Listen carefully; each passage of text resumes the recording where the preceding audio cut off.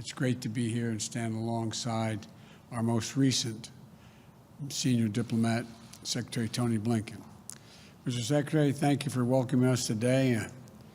We've worked together for over 20 years. Your diplomatic skills are respected equally by your friends and our competitors around the world. And they know when you speak for me. And so is the message I want the world to hear today. America is back. America is back. Diplomacy is back at the center of our foreign policy. As I said in my inaugural address, we will repair our alliances and engage with the world once again, not to meet yesterday's challenges, but today's and tomorrow's. American leadership must meet this new moment of advancing authoritarianism, including the growing ambitions of China to rival the United States and the determination of Russia to damage and disrupt our democracy. We must meet the new moment accelerating global challenges, from the pandemic to the climate crisis to nuclear proliferation, challenging the will only to be solved by nations working together and in common. We can't do it alone.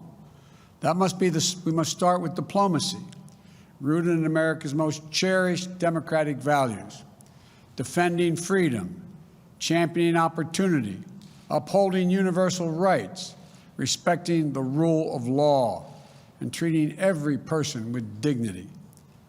That's the grounding wire of our global policy, our global power. That's our inexhaustible source of strength. That's America's abiding advantage. Though many of these values have come under intense pressure in recent years, even pushed to the brink in the last few weeks, the American people are going to emerge from this moment stronger, more determined, and better equipped to unite the world in fighting to defend democracy, because we have fought for it ourselves. Over the past few days, we've been in close cooperation with our allies and partners to bring together the international community to address the military coup in Burma. I've also been in touch with Leader McConnell to discuss our shared concerns about the situation in Burma, and we are united in our resolve. There can be no doubt in a democracy, force should never seek to overrule the will of the people or attempt to erase the outcome of a credible election.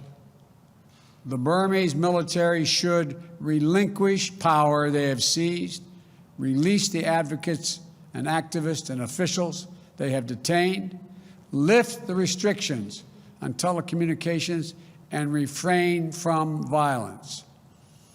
As I said earlier this week, we will work with our partners to support restoration of democracy and the rule of law and impose consequences on those responsible.